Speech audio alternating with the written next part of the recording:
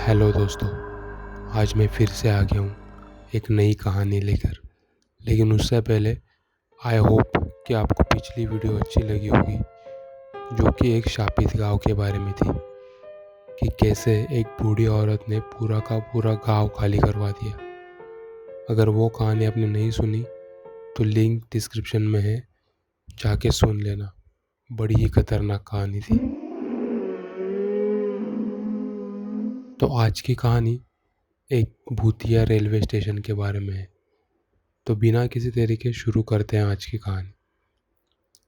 तो अगस्त का महीना था, फुल तड़कती फड़कती बारिश का सीजन। एक दिन जब ऐसे ही मैं अपने गांव से लौट रहा था, तब भारी बरसात हो रही थी, जिसके कारण हमारी बस बंद पड़ चुकी थी और बहुत इंतज़ार के बावजूद वो बस चालू ही नहीं हुई। तब मैंने अपना बाकी का सफ़र ट्रेन से पूरा करने का फ़ैसला किया। तो मैं बस से उतर के भारी बरसात में भागता भागता ट्रेन स्टेशन पर पहुंचा। मैं पूरा भीग चुका था।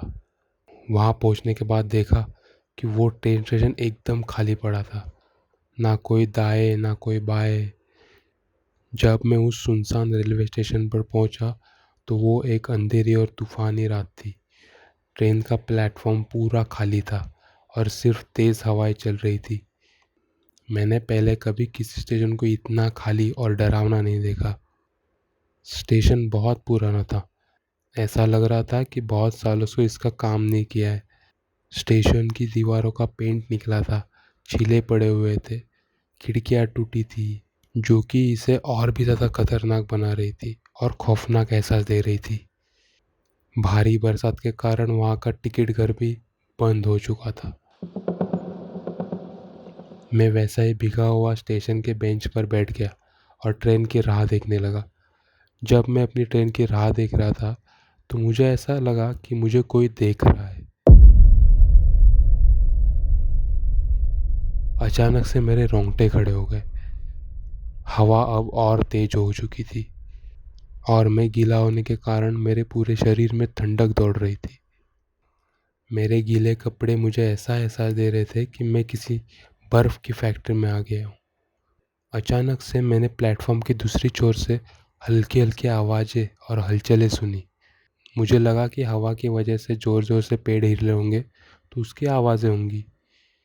मैंने इसे अनदेखा करने की कोशिश की, लेकिन आवाज़ें तेज़ हो गई। मुझे थोड़ा डर लगा। मैं अपनी दिल की धड़कन को महसूस कर सकता था। मैं प्लेटफॉर्म के उसी ओर देख रहा था।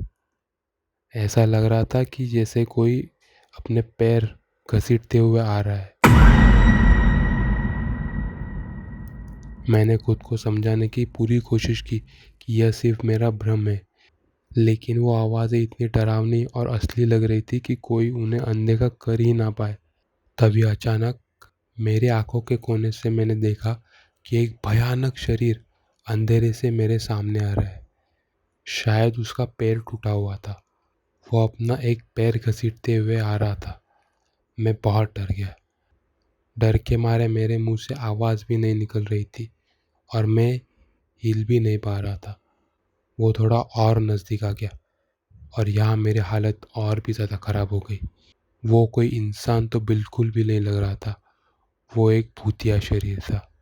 उसका चेहरा एकदम पीला पड़ चुका था। ऐसा लग रहा था कि कोई बाहर के ग्रह से आया है। पीला चेहरा और सफ़ेद आंखें सीधा मुझे ही घूर रही थी। वो मेरी ओर बढ़ने लगा। अब वो इतना पास आ चुका था कि उसकी ठंडी सांसों को मैं अपने चेहरे पे महसूस कर सकता था। मैंने चीखने की कोशिश की, लेकिन कोई आवाज़ नहीं निकल रही थी। मैं डर के मारे जम गया था। हिलने डुलने या चीखने में मैं असमर्थ था। ऐसा लग रहा था कि कोई शक्ति मुझे हिलाने और चिल्लाने से रोक रही है। और फिर अचानक वो शरीर गायब हो गया, मुझे सुनसान प्लेटफॉर्म पर अकेला छोड़कर। मैं बहुत बुरी तरह से काँप रहा था। जैसे ही वो शरीर गायब हुआ, मैं फिर से नॉर्मल हो गया। अब मैं हिल सकता था। फिर क्या, मैंने ना ट्रेन देखी ना प्लेटफॉर्म, सीधा वहाँ से भाग गया। शायद वो भूत मुझे वहाँ से सिर्फ भगाने के लिए आया था। क्या पता उस स्टेशन पर कुछ अनहोनी घटी हो उसके साथ और उसे शांति न मिलने की वजह से वो यही भटक रहा है। फिर मैं वहाँ से चला गया और फिर मैंने कभी उस स्टेशन पे वापस न जाने की कसम खाई। तो आप भी कभी ऐसे सुनसान स्टेशन पर फंस जाए तो अपने आस पास ज़रूर देख लेना।